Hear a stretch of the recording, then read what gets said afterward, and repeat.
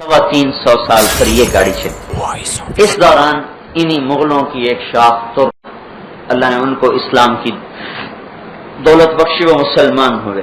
سلجوق تھے، سلجوق،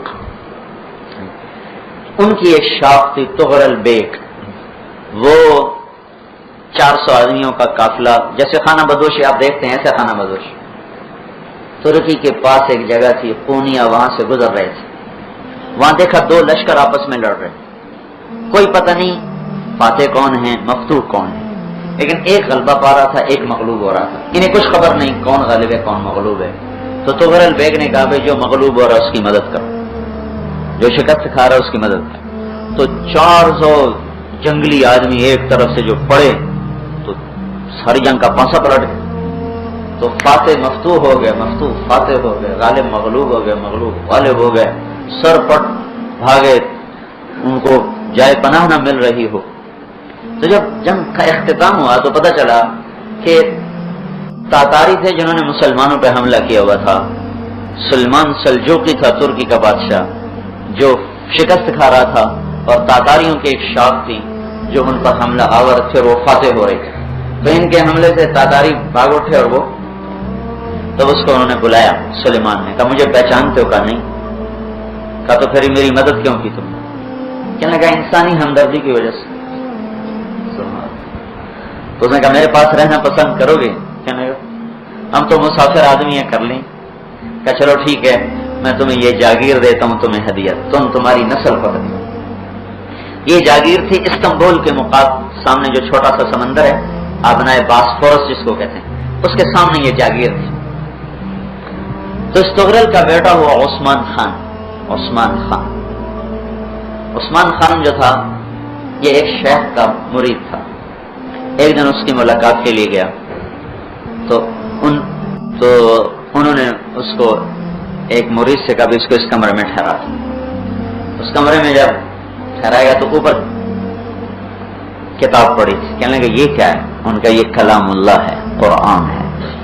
جب وہ خادم چلا گیا تو یہ دل میں کہنے لگا کتاب اللہ میرے سامنے ہو، میں سو جاؤں، یہ کیسے ہو سکتا ہے؟ تو اس نے قرآن سر پہ اٹھایا اور ساری رات لے کے کھڑا رہا۔ اللہ تو کھڑے کھڑے اس کو پچھلے پیر خواب آیا، اونگتے ہوئے خواب آیا کہ اس کی پشت سے ایک چاند نکلا اور اس کے شیخ کی بیٹی کے سینے میں داخل ہو گیا۔ پھر وہاں سے ایک درخت نکلا جو بڑھتے بڑھتے بڑھتے بڑھتے بڑھتے یورپ، ایشیا اور افریقہ میں چھا گیا۔ تو اس نے صبح ہوئی تو یہ خواب اپنے شیخ کو سنایا، تو فوراً اپنی بیٹی کی شادی اس کے ساتھ کر دی، عثمان خان پھر سلطنت عثمانیہ کا بانی بنا، جنہوں نے 800 برس پھر اسلامی اقتدار کو آگے دھکا دے دیا۔ یہ عثمانی نہ وجود میں آتے تو اس وقت قصہ ختم ہو گیا۔ اس سے اس کا بیٹا ہوا خان نے یونان فتح کیا، اور ترکی کا وہ پہلا بادشاہ جو ان کا محسن تھا وہ فوت ہو گیا، تو اس کے بچوں میں جنگ ہو گئی تو اس کی سلطنت کو شامل کیا۔ پھر اس کا بیٹا تھا مراد خان، پھر مراد خان نے یورپ میں فتوحات کا دروازہ کھولا، اور اس طرح پھر مراد کا بیٹا تھا باجزید یلدرم نے پھر سورہ یورپ میں تہلکہ مچا دیا، اور یہ سلطنت عثمانیہ کی بنیاد پڑی جو 1914 میں آ کر ختم ہوئی۔ آخری سلطان عبد المجید پر آ کر سلطنت عثمانیہ کو اتا ترک نے، پتہ نہیں وہ مسلمان تھا یا کیا بلا تھا، مسلمان تھا تو دہریہ ہو گیا تھا کیونکہ پیدا تو مسلمانوں کے گھر میں ہی ہوا تھا، لیکن اس نے جو ظلم کیا وہ اللہ ہی اس کو نمٹے گا اور وہ خود اس کی جزا بھگتے گا۔ تو لا تحسبن اللہ غافلا عما يعمل الظالمون، اللہ غافل نہیں ہے ایسوں سے۔ تو 1914 میں آ کر وہ اس جو تھا شیرازہ سلطنت عثمانیہ بکھرا۔ یہ میں نے پتہ نہیں میں آیا تو کسی اور ذہن سے تھا آپ سے بات کرنے میں، بات تاریخ کی طرف چلی گئی، بالکل میرے ذہن میں نہیں تھا میں نے آپ سے یہ بات کرنی، واللہ۔ تو بتانا میں یہ چاہتا تھا بھائی بر صغیر ہند و پاک بنگلہ دیش میں جو یہ مدارس ہیں، یہ اللہ کا ایک غیبی نظام تھا جس سے وجود میں آیا۔ ہمارا زوال شروع ہوتا ہے 17ویں صدی سے۔ 1757 میں ہمیں پلاسی کی جنگ میں شکست ہوئی، سراج الدولہ کو جو شکست ہوئی، تو پھر یہ عمارت گرتی 1857، 1957، 2002، اب 250 سال ہو چکے ہیں۔ 250 سال سے اب یہ زوال پذیر نہیں ہے، بلکہ زوال کی ان پستیوں میں ہیں کہ جس کے آگے کوئی پستی ہے نہیں۔ اتنا لمبا زوال اسلامی سلطنت پر کبھی نہیں آیا۔ 90 برس زیادہ سے زیادہ آیا جو میں نے آپ کو بتایا، وہ بھی مجموعی طور پر نہیں، ایک حصے پر آیا۔ 40 برس مجموعی طور پر آیا، لیکن اسی میں اللہ نے انہی قوموں کو مسلمان بنا کر جو اسلام کے مٹانے والے تھے، پھر اسلام کو اٹھا دیا۔ اب پچھلے 250 سال سے ہم گرے پڑے ہیں۔ اب مرے کو مارے شاہ مدار، اب یہ مرے ہوئے کو مار رہی ہے باطل قومیں اور باطل طاقتیں، مرے ہوئے کو مار رہے ہیں۔ 1857 میں جب جنگ آزادی کی تحریک اٹھی اور پھر آ کر وہ مرزا الہی بخش اور نجف خان اور نواب شجاع الدولہ ان کی سازش سے ناکام ہو گئی، تو اصل میں تو زوال 2-3 آدمیوں کی وجہ سے نہیں آتا، پورے مجموعے کی وجہ سے آتا۔ نام لگ گیا میر جعفر کا، نام لگ گیا میر صادق کا، نام لگا الہی بخش اور شجاع الدولہ نجف خان، لیکن وہ تو مجموعی طور پر امت اپنی صفات قیادت ختم کر چکی تھی۔ تو جب صفات ختم ہو جائیں تو اللہ تعالیٰ منتقل کر دیتا ہے اقتدار اوروں کی طرف، نظام اللہ کے ہاتھ میں۔ تو جب یہ دیکھا کہ اب یہ تو کام ختم ہو گیا، 1857 میں ہمارے اکابر نے حصہ شاملی، جہاں مولانا گنگوہی صاحب نے اور حاجی صاحب نے اور حافظ ضامن صاحب نے جنگ لڑی، وہ میں جگہ خود جا کے دیکھا ہے، شاملی میں گیا، اسپیشل گیا دیکھنے کے لیے۔ اور وہ جگہ تو سامنے نہیں، وہ تو بہت بڑا شہر بن چکا ہے، پہلے چھوٹا سا قصبہ تھا۔ بہرحال وہاں حافظ ضامن صاحب شہید ہوئے، حضرت گنگوہی کی گود میں گولی لگی، شہید ہوئے۔ حضرت حاجی صاحب کو مفرور ہونا پڑا، وہ ہجرت کر گئے، مکہ مکرمہ چلے گئے۔ مولانا نانوتوی صاحب رحمۃ اللہ علیہ روپوش ہو گئے۔ تو اب یہ بات کھل کے آ گئی کہ اب یہ سامنا کرنا مشکل ہے۔ تو اسلام میں عروج کے زمانے کے احکام اور ہیں اور زوال کے زمانے کے احکام اور ہیں۔ ہم سے یہ بڑی غلطی ہو رہی ہے کہ ہم عروج کے زمانے کے احکام کو آج زوال کے زمانے میں نافذ کرنا چاہتے ہیں، تو یہ تو بات ہو نہیں سکتی۔ زوال کے زمانے کے جو اصول اور ضوابط ہیں وہ ہمیں صلح حدیبیہ سے ملیں گے، مکی زندگی سے ملیں گے۔ عروج کے زمانے کے جو اصول و ضوابط ہیں وہ ہمیں مدنی زندگی سے ملیں گے، خلافت راشدہ سے ملیں گے۔ وَتِلْكَ الْأَيَّامُ نُدَاوِلُهَا بَيْنَ النَّاسِ کا لفظ یہ آیت بتاتی ہے کہ مسلمان ہمیشہ عروج میں نہیں رہیں گے، کبھی زوال آئے گا، کبھی عروج آئے گا۔ تو جب زوال آئے گا تو کیا کرنا چاہیے؟ تو اس کے بھی تو اصول موجود ہونے چاہیے۔ صرف عروج کا ہم ایسے تھے، ہم ایسے تھے، لہذا اب تو ہم ویسے نہیں ہیں۔ پدر من سلطان بول، وہ تو میرا ابا تھا، میں تو ویسا نہیں ہوں، تو میں کیا کروں؟ میرے لیے تو وہ حکم نہیں ہے جو اس کے لیے تھا۔ تو لہذا یقیناً ہمیں سیرت سے، صحابہ کی زندگی سے ہی ہر دور کے اصول مل جائیں گے۔ تو جب ہم کو اس وقت نافذ کرنے میں کامیاب ہو جائیں گے تو اسے اگلی سطح اللہ خود بخود پیدا فرما دے۔ تو یہ بات کھل کے سامنے آ گئی کہ اب ٹکرانے کا کوئی فائدہ نہیں، سوائے اس کے کہ اخلاص کے ساتھ جان چلی جائے گی اور ہاتھ میں کچھ نہیں آئے گا۔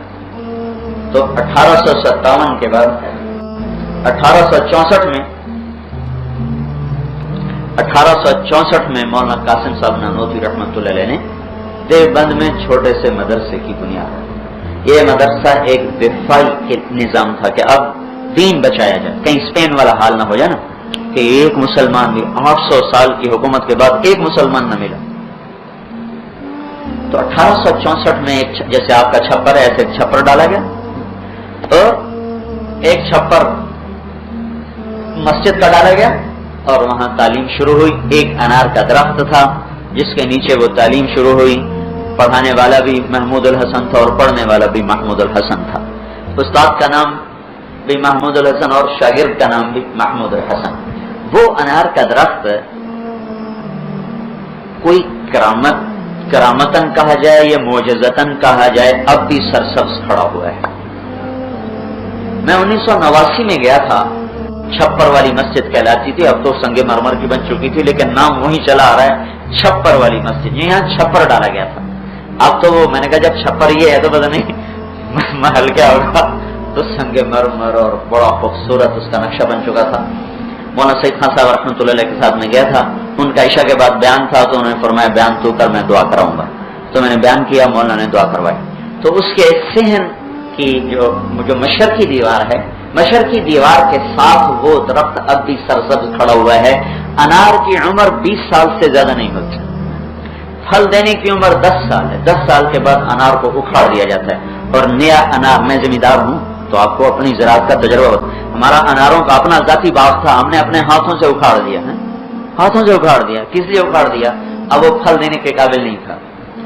10 سال سے زیادہ 15 سال انار درخت پھل نہیں دیتا اور 20 سال سے زیادہ ہرا نہیں رہتا. پھر اس کو نکالنا ہی پڑتا ہے. پتہ نہیں وہاں کیا دم کر کے بیٹھے تھے وہ لوگ, آج تک وہ درخت ہرا بھرا کھڑا, مطلب پھل نہیں ہے اس پر لیکن اس کی ہریالی میں فرق کوئی ہے. انہوں نے ایسے اس کے بنا دیا چھوٹی چھوٹی ایک دیوار اور اس کے اندر وہ درخت کھڑا ہوا ہے. تو اس درخت کے نیچے ایک استاد اور ایک شاگرد نے بسم اللہ کی رب یسر ولا تعسر کے ساتھ, اور انہیں خبر نہیں تھی کہ آگے کیا کیا نقشے وجود میں آنے والے. ان کو خواب و خیال میں نہیں تھا کہ یہ کیا بنے والا. تو یہ 1864 میں اس کی بسم اللہ ہوئی 2 چھپر کے ساتھ. اور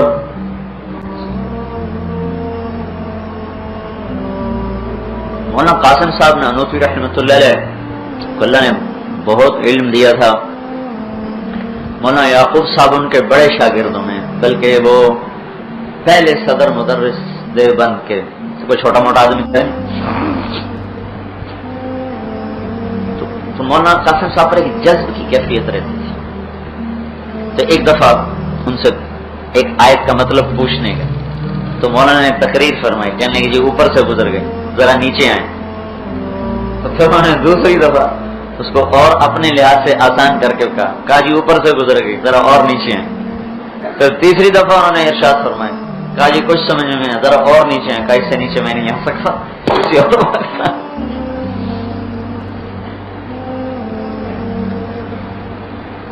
ایک نیلی لنگی باندھتے تھے, ایک کرتا ہوتا تھا, بس ایک لاٹھ, اور ایک چادر سے ہوتی تھی. وہ جب گرمی ہوتی تو لاٹھی کے اوپر کر کے نا ایسے اس کا سایہ کر کے چلا کرتے تھے.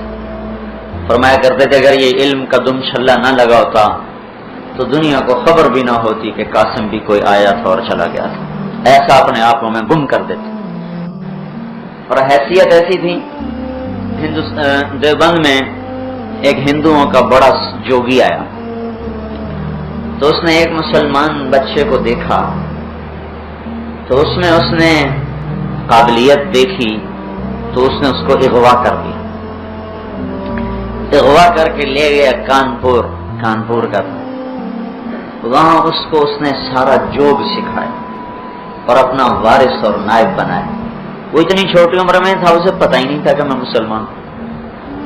پھر جب وہ مر گیا تو اس کی جگہ وہ بچہ اس کا وارث بنا اور اس کی دھوم مچی. تو ایک مرتبہ وہ دیوبند کے ہندوؤں کی دعوت پر وہاں دیوبند آیا. تو ڈوبتے کو تنکے کا سہارا, اس کی ماں اس جوگی کے پاس آ گئی. اسے کہنے لگی کہ تیرے جوگ کا بڑا سنا ہے, میرا بچہ گم ہو گیا تھا, تو اپنے علم سے بتا سکتا ہے کہاں ہے, مر گیا ہے, زندہ ہے. تو اس نے حساب کیا تو کہنے لگا تم کل آنا. اگلے دن آئی, پھر آنکھیں بند کرے کچھ حساب کرے, پھر کہنے لگے کل آنا. پھر اگلے دن آئی تو وہ کہنے لگا مائی مجھے سمجھ میں نہیں آ رہا, میرا علم کہتا ہے کہ میں تیرا بیٹا ہوں,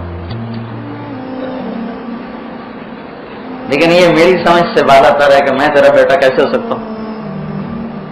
میرا علم کہتا ہے کہ میں ہوں تیرا بیٹا.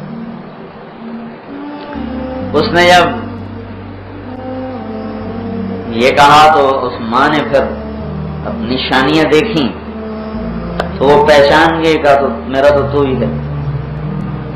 تو اس نے کہا ٹھیک ہے بیٹا تو میں تیرا، پر دھرم اپنا اپنا۔ تو اس نے کہا پھر تو مجھے نہ ہی ملتا تو اچھا، تیرا ملنا نہ ملنا میرے لیے تو برابر ہو گیا۔ تو وہ آئی مولانا قاسم صاحب رحمۃ اللہ علیہ کے پاس کہ میرے ساتھ تو یہ ہوا، کہ اچھا اس سے کہو کہ ایک ہمارا جوگی ہے اس سے بھی ملاقات کر لو۔ تو وہ آئی، کہا تو ہمارے جوگی سے بھی تو مل لے، کب ملا دے۔ تو وہ ان کو لے کر آئی، تو ایسے وہ آ کے مجلس میں پیچھے بیٹھا، چند منٹ کے بعد اٹھ کے بھاگا باہر، تھوڑا دور گیا پھر واپس آ گیا، پھر آگے بیٹھا، پھر بھاگا باہر، پھر اس سے اور قریب، پہلے تو ذرا دور گیا پھر اور قریب، پھر اندر آیا اور کہنے لگا مان گیا تیرے جوک کو، پڑھا دے مجھے کلمہ۔ مان گیا تیرے جوک کو، کہنے لگا میں تو بیٹھتے ہی میرے دل میں کلمہ اتر گیا تھا، لیکن میں نے کہا میں اپنی زندگی کی محنت ضائع نہیں کر سکتا، تو مجھے یوں لگا اگر میں بیٹھا رہا تو میں بے ساختہ پکار اٹھوں گا لا الہ الا اللہ، اس لیے میں بھاگا، لیکن تو نے تو مجھے بھاگنے بھی نہیں دیا، پھر باندھ کے واپس کھینچ لایا، پھر میں نے رسہ توڑایا، پھر بھاگا اور مان گیا، تیرے جوگ نے میرے جوگ کو ہرا دیا۔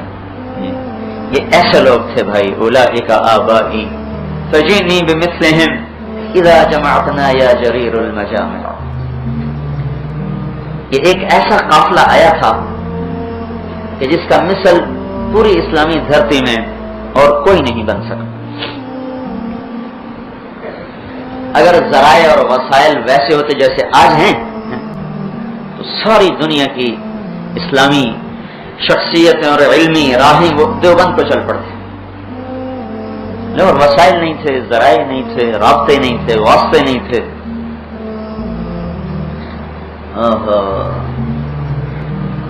کیا ہے وہ؟ در کفے جامع شریعت در کفے سندان عشق، یہ تھے وہ لوگ۔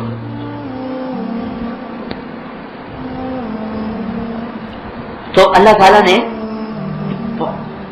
انگریز کی طاقت کو ایک چھوٹے سے مدرسے کے سامنے عاجز کر دیا، چھوڑو نا، کہ وہ ہمیں صرف شکست دینے پر راضی نہیں تھے، کہ ان کا وجود مٹا دیا جائے جیسے اسپین سے مٹا دیا گیا، یہ تھے، یہ تو ان کے اذان۔ اللہ تعالیٰ پھر اختلاف امتی رحمہ، پھر انور شاہ صاحب رحمۃ اللہ علیہ کشمیری کا اختلاف ہوا تو وہ وہاں سے ڈاکھیل چلے گجرات ہندوؤں کا گڑھ۔ اب دیکھا نہیں ہمیشہ فتنے گجرات سے اٹھتے، اور گجرات کوئی ذہن کی سرزمین ہے۔ محمد علی جناح بھی گجراتی تھا اور گاندھی بھی گجراتی تھا، دونوں لیڈر گجراتی، ہمارا بھی لیڈر پاکستان کا بھی گجراتی، اور ہندوؤں کا جو گاندھی وہ بھی گجراتی۔ گجرات میں تابعین کے قدم پڑے اور تابعین کی قبریں موجود تھیں، پتہ نہیں اب ہیں کہ نہیں، موجود تھیں نا۔ اس طرف سے ساحل سمندر کے قریب ہونے کی وجہ سے یہاں عرب کے قافلے تجارتی آئے اور اسلام یہاں پھیلا ہے۔ تو وہاں مولانا انور شاہ صاحب رحمۃ اللہ علیہ سے اللہ تعالیٰ نے بنیاد رکھوا تھی، اور اس سارا جنوبی ہند وہ اس کے ساتھ جڑتا چلا گیا، اور وہاں ایک نیا چشمہ پھوٹ پڑا۔ پھر اللہ تبارک و تعالیٰ نے سہارنپور میں ایک مظاہر علوم کے نام سے ایک شاخ زندہ کر، اور پھر اس کا ایک نظام چل پڑا تبلیغ کا کام نہیں، مظاہر علوم کی شاخ، وہاں سے یہ کام اٹھا۔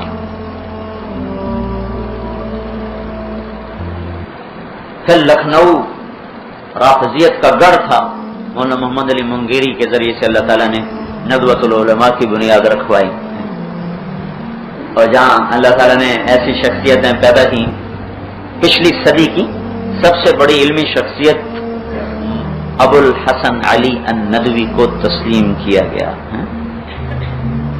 پچھلی صدی میں 2 آدمیوں کو بیت اللہ کی چابی پیش کی گئی اعزازاً. بیت اللہ کی چابی تو آل بنو شیبہ کے پاس ہے، جو آپ نے کہا تھا خذہ خالدن تالدن، لے لے ہمیشہ تیرے پاس رہے گی. آج بھی وہ بنو شیبہ کے پاس. تبلیغ کے کام کی برکتیں کیا کہیں بھائی. وہ جو بنو شیبہ کا اس وقت ہے چابی بردار، وہ کچھ دن لگانے ریمنڈ آیا تو ہماری سلام دعا ہو گئی. 1996 میں مولانا سعید خان صاحب کے ساتھ ہمارا سفر ہوا 4 مہینے کا. تو اس میں کوئی 1.5 مہینہ ہم رکے حجاز مقدس. مولانا رحمت اللہ علیہ کی عادت تھی بس حج کے 5 دن کے بعد کہتے فوراً چلو مدینے. تو ہم نے 13 کو رات کو طواف وداع کیا، چلو مدینے رات کو ہی. ہم نے کہا یہ رات تو اٹھا رہے گا، نہیں چلو. ہم چل پڑے. کچھ دن گزرے تو پھر ہم نے کہا جی ہمیں تو مکے میں ٹھہرنا ہی نہیں ملا، تو اب واپسی ہے، قطر جانا ہے، امارات جانا ہے، تو ہمیں 10 دن کی چھٹی دے دیں. ہم یہ 10 دن حرم میں لگا. کہیں گے چلو ٹھیک میں تمہیں چھوڑنے چلوں. تو ہمارے ساتھ تشریف لائے، جماعت کو یہاں چھوڑا اور خود واپس چلے. تو ہم وہاں ٹھہر گئے. کچھ دن کے بعد وہاں حرم کے بیت اللہ کے اندر تعمیر کا کام شروع ہو گیا. اندر سارا پتھر اتارا، ستون لکڑی کے گل گئے تھے وہ نکالے، چھت بدلی، اندر کی دیواریں بدلی، لکڑی کے ستون بدلے، یہ کام شروع ہو. تو انہوں نے سارے بیت اللہ کے چاروں طرف بڑی بڑی قد آدم ایک دیوار بنا دی لکڑی کی، اندر کوئی نہ جا سکے. اب دروازہ جو کھولا تو جو عرب ٹوٹ پڑا ہے، مرد کیا عورتیں کیا کہ اندر جانے. تھوڑا سا وقت دیتے تھے اندر جانے کو عام، اور اس میں ہمارے جیسے کمزور تو ویسے پس جائیں. تو بھائی وہاں تبلیغ کام ہے، تو وہ شیبی کو اطلاع کروائی